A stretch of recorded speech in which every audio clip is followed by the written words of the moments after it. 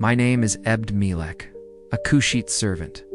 I lived in the palace of Judah's king, a foreigner with no power, no influence, just a quiet man trying to serve faithfully.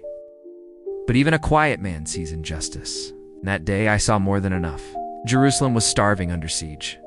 Fear filled every street, every home. Yet inside the palace the princes plotted, angry at Jeremiah for speaking God's truth. When I heard they threw him into a cistern, my heart dropped like a stone. A muddy pit, deep and airless, a place meant for death, not punishment. I could almost hear his voice echoing below, alone, sinking slowly into the mire. No food, no water, no hope. Left to die because truth offended powerful men.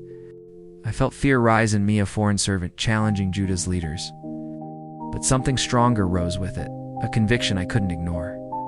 I walked straight into the courtyard. Princes glared, but I kept moving.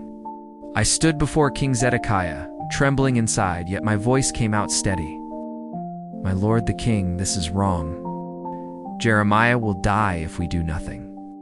For a moment, the room froze. A Cushite servant rebuking the king's officials, it could have cost me my life. But the king looked at me with weary eyes. "Take 30 men," he said softly. "Lift him out before he dies." I felt God's mercy in that command. Not for me, but for the prophet still sinking in darkness. I gathered ropes, rags, and old cloths. I knew the ropes alone would tear his skin. Compassion guided every step I took.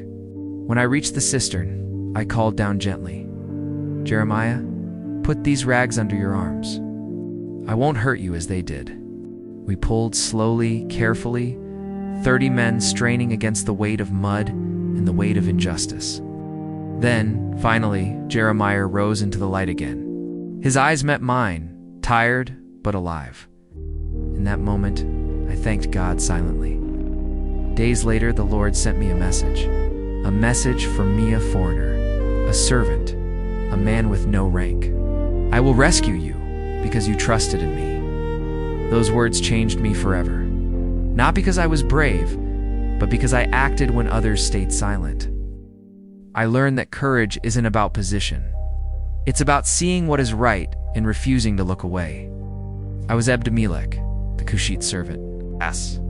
And the Lord remembered my trust.